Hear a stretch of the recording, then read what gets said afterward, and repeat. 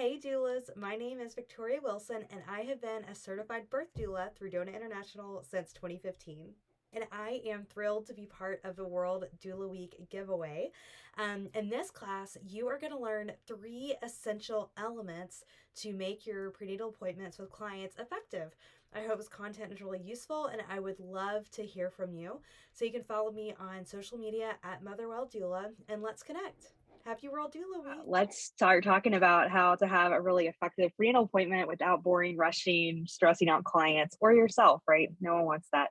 Um, and if you don't know me, just a quick hello. My name is Victoria. I've been donor certified for 7 years. I am in Kentucky, central Kentucky, just south of Lexington. It's a little college town called Berea. Like probably a lot of doulas, I'm an entrepreneur, chronic entrepreneur, always have ideas, but obviously birth and supporting the perinatal period is my passion. So I love that those things can converge. I teach childbirth classes, not certified, but I was trained to teach childbirth classes. So I teach those. I have a husband and 4 children. This is my first like big thing to do with my business after maternity leave. So I have a 3-month-old at home. So I'm excited to jump in with you guys, and you will get a recording. So for some people signed up right there at birth, I literally got an email that someone was at a birth. No worries, totally get it. You're going to get the recording. You're going to get my slides, and you're going to get a free handout. I have a process that kind of helps people birth plan. So you're going to get some pages that can help your client's birth plan. You're going to get that too in the email following up. So yay, you got hired. That's so exciting. You have a client, you're going to go to a birth. Now what? I think sometimes, even if you're a new doula, I think it's common for new doulas to feel this way, but even if you're an experienced doula, it can be really common, right? To kind of feel that, what now? Like, what are my clients going to want from me? How do I give them the best? How much do I talk to them? How do I make sure I cover everything we need to cover? I definitely had those questions as a new doula, and I think it's pretty common for a lot of us to feel that way, right? Because we want to be the best doulas we can be. We want to give everyone the best support. And I'm curious, one of those questions you might have is, what do I do with my prenatal time? Most doulas are promising clients at least 2 prenatals, sometimes 1, sometimes more, but usually it's something like 2 prenatals as part of your contract. And currently, I'm curious, what are your pain points regarding a client prenatal appointment? Right, or meeting, whatever you call them. When you think about preparing for that, what currently like stresses you out? And you can feel free to leave that in the chat or unmute yourself, and I can hear your voice tell me. My grandma is really Southern, and she says, I was just calling to hear your sweet little voice. And that's how I feel on these sometimes. Like, if I just want to hear your sweet little voice, you can unmute, but also feel free to leave it in the chat. Summer says, it's a pain point to know if I'm doing enough or too much. Yeah, totally. Anyone else?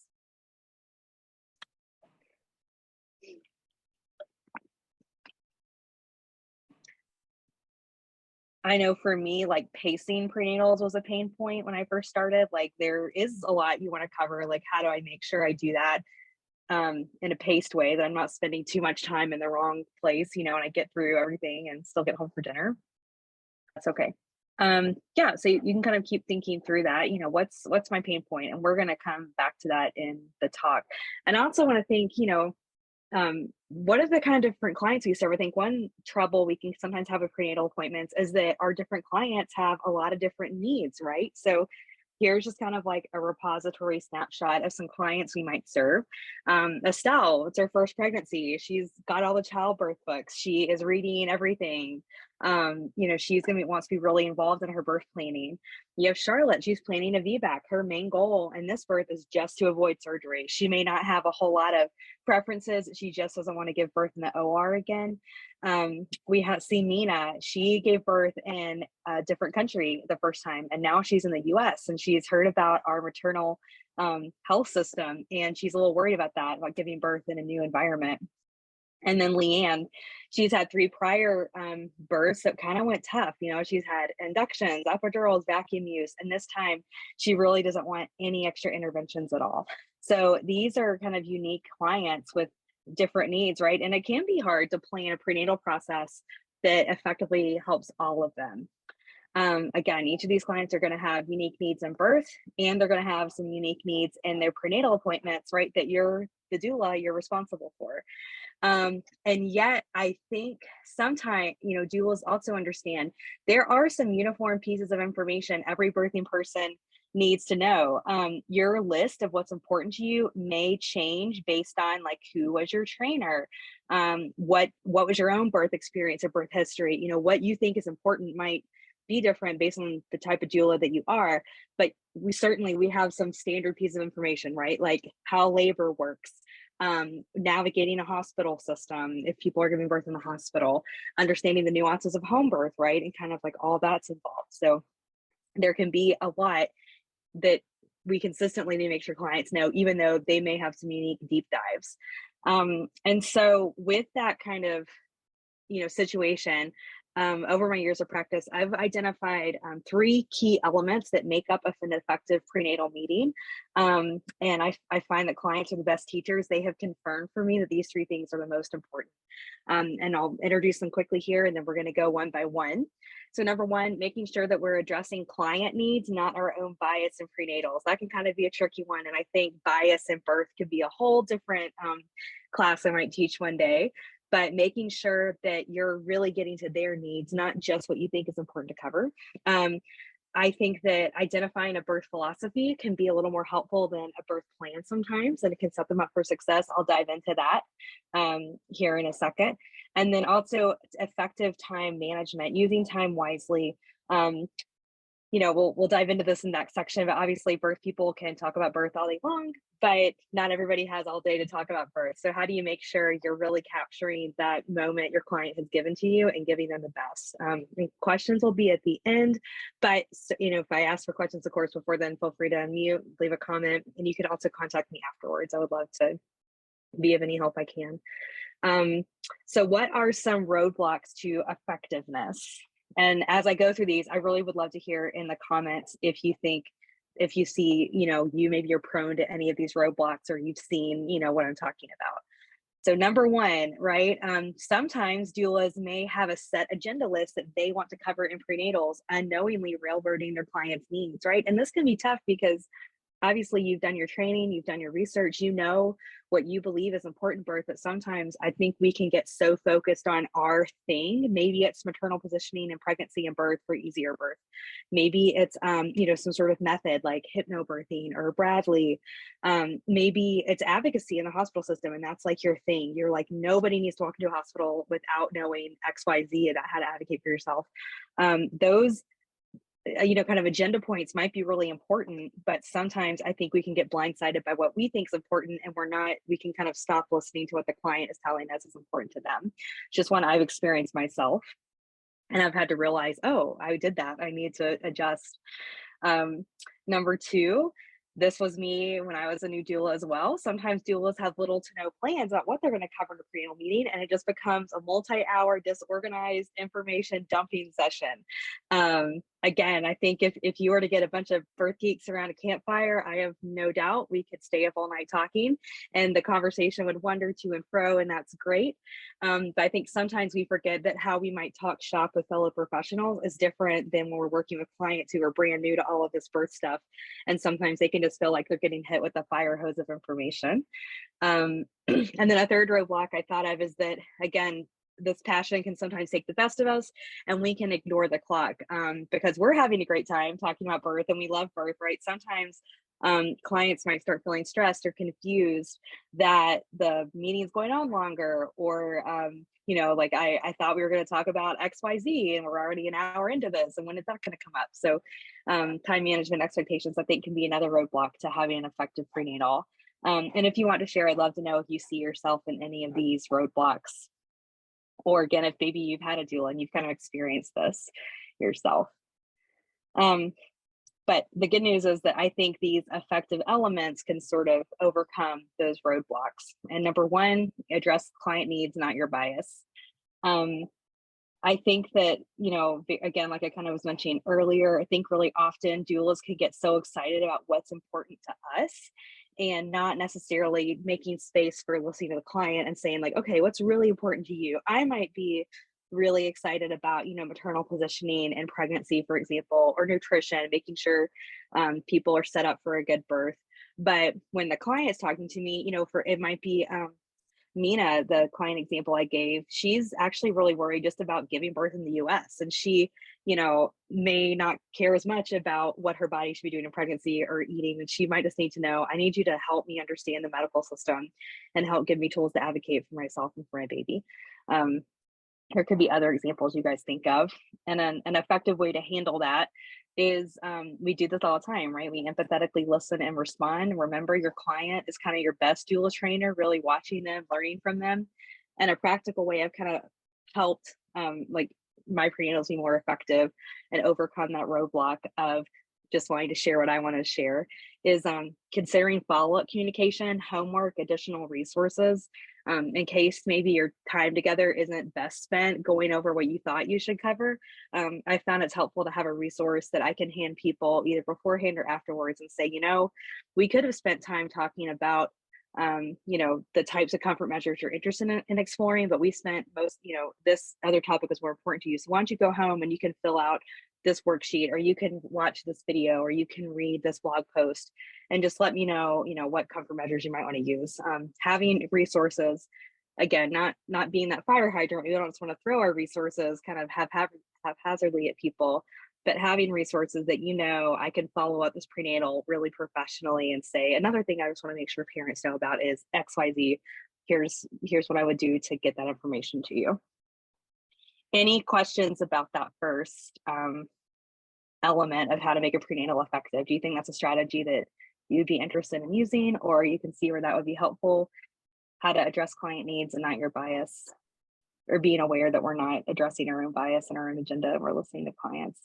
Tell me if you think that's effective and helpful. Tell me if you're already doing that.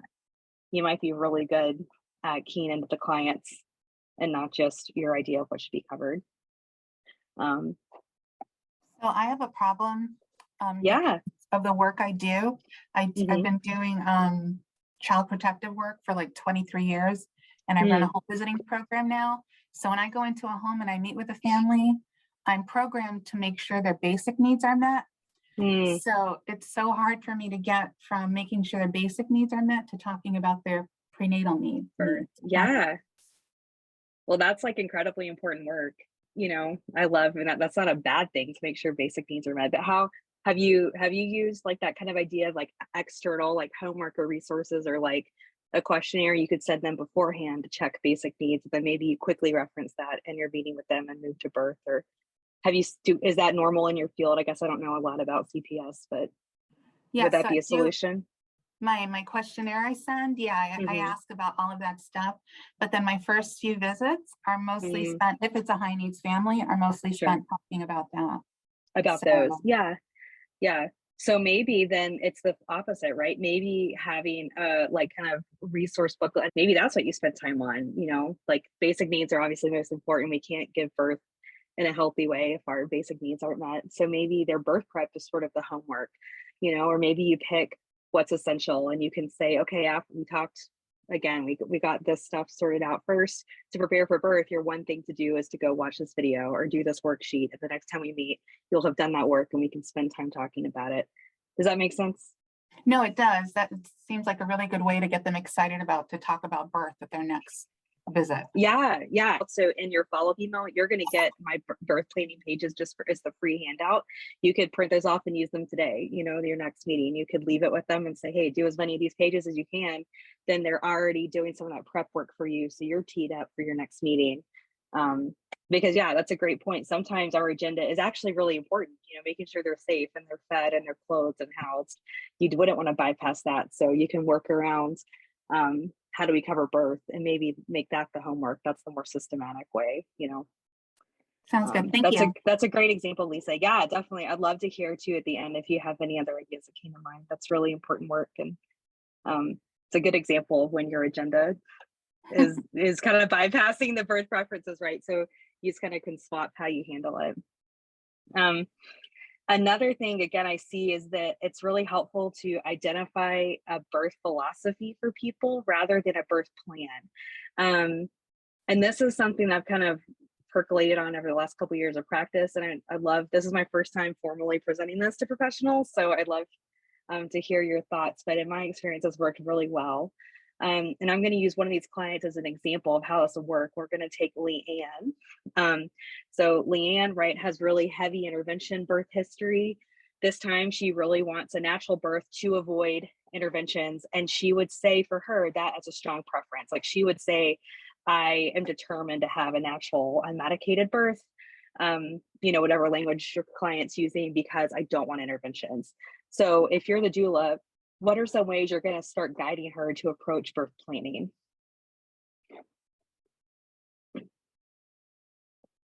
If anyone has, again, comments, or feel free to unmute if you have like a tidbit of how would you approach her birth planning with, if this is her goal.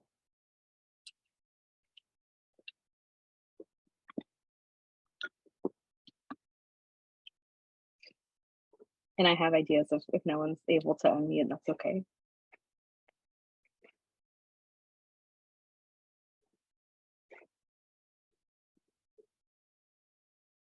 So I'll kind of say when I first started, you know, for me, that would be like, okay, we got to get you in like birth classes. We need to make sure, again, I was like the fire hydrant, right? All of those red blocks, to be honest, was me. When I first started, I'm sort of evolving, you know, this whole process.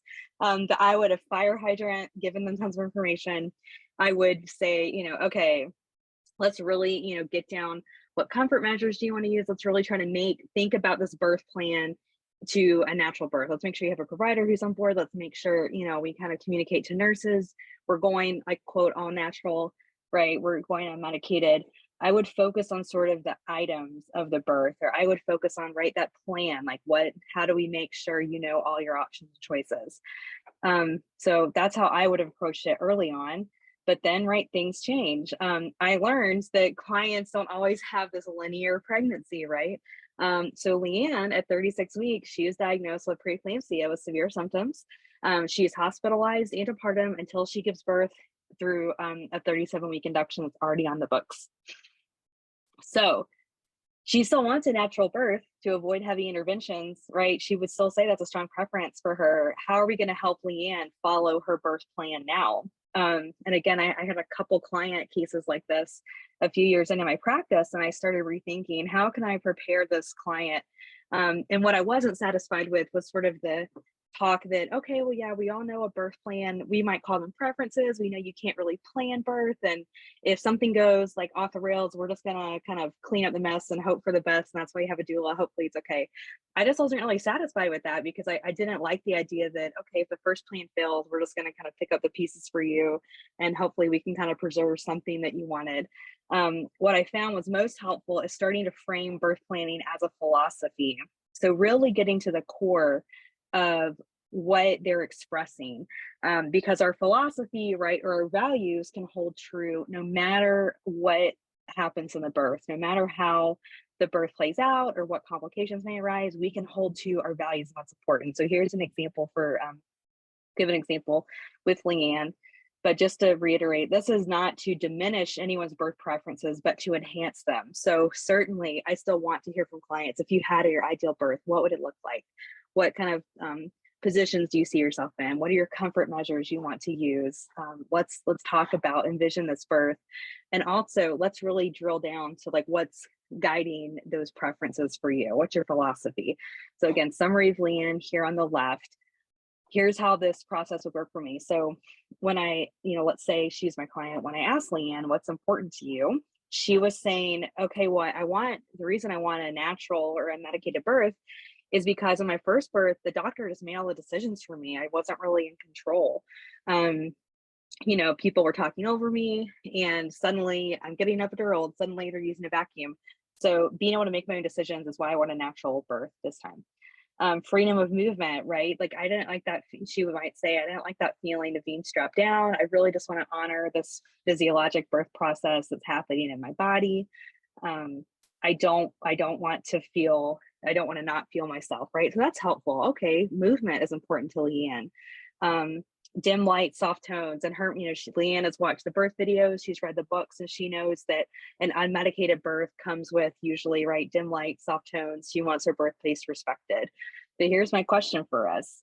Can we facilitate these requests in any birth environment? Yeah, we can, right? Because having informed consent and refusal, having freedom of movement, having dim lights and soft tones, that's not dependent on how the birth is going. So even Leanne with severe preeclampsia, and she's facing a 37-week induction, if I'm her doula, I'm going to say, okay, Leanne, I know that our birth, your planned birth, this ideal birth you wanted, would have been going to labor spontaneously, having no interventions. But now we're in a spot where like the benefit of an intervention is outweighing not doing one. And so the things that you were liking of from this natural birth plan that you had was making decisions, moving around, dim lights and soft tones. We're still going to do all of that in this induction. You know, we're still going to be communicating with nurses and providers. We're still going to be making tons of space for the decisions. We're still going to make sure she's moving as much as possible, independent on what her medication, like epidural, how heavy or light is it. You know, we're talking through magnesium, are we on mag? We're still working with the team in her situation, but we know moving is important. So even if it's the smallest movement possible, we're still making it happen, because that was important to Leanne. You know, dim lights and soft tones, that's a pretty easy one we can do. So again, starting to realize, okay, when people, in this example, she says, I want a natural birth, is she saying, you know, her ideal would be, I went into labor and I had a birth without interventions. But when we dig down and we're really getting to the core of what's important, her philosophy, that's still something that even with this unexpected outcome, we can, you know, honor. And so because we did that work with Leanne, let's say, you know, she has this induction, she was really happy with her induced birth, even though her ideal scenario of a spontaneous and medicated birth didn't pan out. She is still really happy, and she's glad that she had a doula, and she feels empowered because this birth wasn't railroaded like last time, and avoiding that railroading feeling was really like the core of what was important to her. So I'm going to pause for a second with that. Does that make sense to everybody? And you can leave a comment or unmute yourself. I would really love to know if that thinking makes sense to you. Again, because this is the first time I've presented this in a professional talk. So I want to make sure I'm being clear and understood. Beth K says, yes, I love the idea of a philosophy versus a birth plan. Great. Awesome. Yeah. Like I said, I think our clients are our best teachers. Jessa says, love it. Thank you. Good. Okay. That's wonderful. Candace says, it makes sense. I have a client right now in a similar situation. Yeah. Hugs to you and hugs to her. It's tough, right? And again, this is something I learned. I really do think our clients are our best teachers and trainers. And I started realizing that, hey, you know, obviously people will still be disappointed, right? It makes sense to be disappointed. You got ill at the end of your pregnancy and you were unsafe and your baby was unsafe. We had to make different decisions, but we can take that disappointment and still help the client see, right? Like, you are still going to be honored. What you want out of birth, the core of what you want, is still going to be honored. And that's my job, to help you identify that and help you protect that. So I've had clients who've had wonderful outcomes approaching it this way. So I'm glad to share that with you. I'm glad that's helpful. And again, in your email follow-up from me, you're going to get the process that I walk people through to identify that philosophy. And I've just found it so helpful, because we can't plan birth. And I don't want to just leave people with like, well, we'll just sweep the pieces up if it doesn't go as planned. I think we can do a lot more than that. Thank you, guys. Okay, so the third way that I have found we can have an effective prenatal meeting is to use your time wisely. Because this allows us to be both effective and efficient with really good time management. I don't know if you are a person who is like loves schedules of routines and clocks. I am not. I found out that I have attention deficit hyperactive disorder in my adult life, and my whole life has made sense. So again, if you're somebody who struggles with time, maybe this is for you. But if you are like a whiz at managing your time, I still hope some of these tips might help you. And again, I think it's just a reinforcement that, hey, when we honor people's time, we really are getting the most, we're just getting the most benefit, giving them the most of the time we have. And clients really do. It goes a long way for helping them feel like my doula was prepared, in control. She knew what was happening. I feel good and safe with her. So here's some 4 tips for managing your time.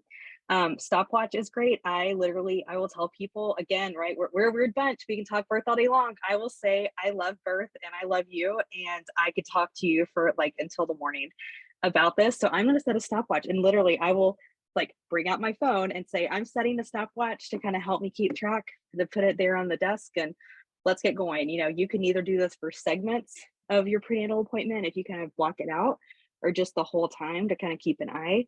But I literally will set a timer. Usually it's like 15 minutes before I need to stop, just to keep me accountable. And again, I think clients, it's just these little moments prenatally, you're kind of setting them up for your birth support too. Like, hey, look, I've got a plan. You know, you're in good hands with me. I'm prepared. I'm thinking about your experience.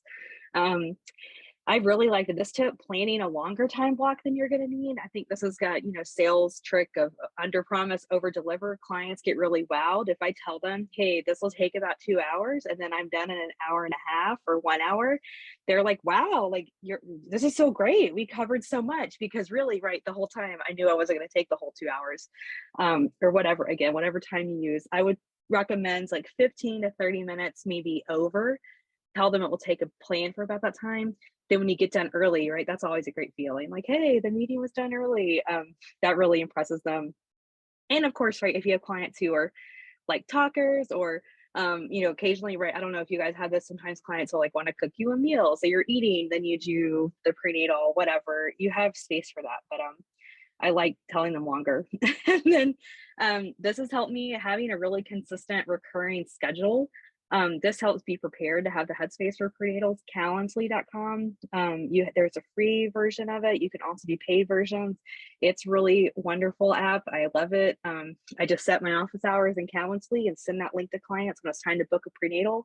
Right, Calendly talks to whatever calendar you use yourself. So if you're booked for a time, it won't show that time available. It's wonderful. And I like that I have set office hours for prenatals. And so I know mentally, like, okay, if it's a Tuesday night, Thursday night, or Saturday morning, I could be doing a prenatal, and you just start planning your week around that time versus kind of patchwork scheduling throughout the week when it works. Now I have focus, you know, during those times. And I know, okay, if someone really needs an exception, I know when the time is being accepted, and I can account for that. And again, this point is going to sound a little counterintuitive to what I said earlier about having a framework in mind. I don't mean, again, that whole agenda, like if you just have like, this is just, I love this one part of pregnancy and birth, and that's all I want to talk about. That could, you could maybe have a framework that accounts for that, but you also, what I'm saying is you need to kind of know where the conversation would go if you could ideally plan it. That way you can, again, identify if a deviation occurs, and you're identifying what material you're missing in that one-to-one conversation and what you're going to cover in other ways. I hope that makes sense. So another way to put it would be, if you have a plan, if I had my ideal prenatal, we're going to spend 10 minutes on this, 20 minutes on that, 30 minutes on this, you know, etc. If you have that framework in mind, then when you go into the meeting and you realize, like, again, you know, Lisa has a great point. Maybe you walk into the prenatal and you realize, oh, this client, you know, I'm suspecting like maybe she's suffering a domestic violence situation, or again, you walk in, I've had this happen, right? You walk into the client and they say, we got really bad news like yesterday at our 20-week ultrasound. So suddenly everything I plan to talk about isn't as important, and we need to talk about the health of their baby and what their plans are. So I at least know what we would have covered in the time, and then what might be taken up instead, I can account for covering other information, or again, sometimes leaving it out altogether. But I at least knew where we were going to go. If everything was kind of baseline, I know what a prenatal is going to look like. Stop for just questions and shop talk, because I like talking to other birth workers too. But thanks so much for watching. The bonus content and the replay is going to come to your inbox. And you can follow me on social media channels at Motherwell Doula. I'm on Facebook, Instagram, TikTok, because the youths have gotten to me, and I'd love to talk with you guys there. So again, I'll kind of stop sharing and let's just talk. Was this helpful? Did you learn anything new? Were you surprised? Or how can I be of help? Maybe Lisa, I know I'd love what you mentioned earlier, kind of situation of like, I'm working with families who have really high needs. I need to make sure they cover certain things, but how do I also prepare them for birth? I'd love to know if any of this would be helpful for you in your practice. Yeah, definitely. It helps me kind of keep them on track and also keep me on track to figure out my different roles. Yeah, good. I'm glad. I said, I hope those pages that are coming just for being in class will be helpful. Still trying to find like my doula voice, like you're saying, like what works for me, but this gives me a really good like foundation to start from and to Good. create from. I'm so So thanks glad. again. Yay. Yes, you're welcome. Thank you for sharing that. That's really kind. Thank you. I'm so glad. Beth K says, I've yet to do any of this, being new to all, but it's fun to listen to, and I'm already getting ideas. So excited to meet with clients. Yes, I'm so glad. I'm happy for you. It is exciting to meet with clients. But right, I'm not alone in the like, doulas could just talk forever. It is kind of hard to like rein in our excitement and our passion. And birth it's a wild field, right? There's so much going on. So it really is hard to know, what do I cover? And just make, again, there's a template, you can use it how I have it set up, that I kind of love that idea of being able to just manipulate it for something that works for you and your clients. Cool. Anything else that I can answer? This class is an example of kind of I never told you how long it was going to last, but right, most classes are an hour, and I want to try to keep it definitely under an hour and give you that feeling of like, wow, I learned something. And also I still have some time left in my day that I didn't plan. So that's kind of a fun treat.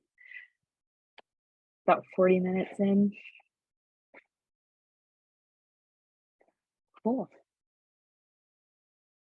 Well, yeah, thank you guys so much for coming. I'm glad this is helpful. And again, I'm glad it kind of gave you some ideas of how to approach prenatals. Again, I think for me, the biggest point is just that helping people get a philosophy versus a plan, and knowing that kind of what I may need to cover may or may not be the most important in that moment. And so what do I lean on outside of our one-to-one time that still lets the clients know, like, I know what I'm talking about. I'm here to support you. Kind of, I've got it. You want them to have that sense of, I got it under control. I've got us taken care of. But here's, the resources. Let me give you the best of my one-on-one time. That's the most helpful for you. And then the other birth prep stuff here, I've got an easy way for you to do that.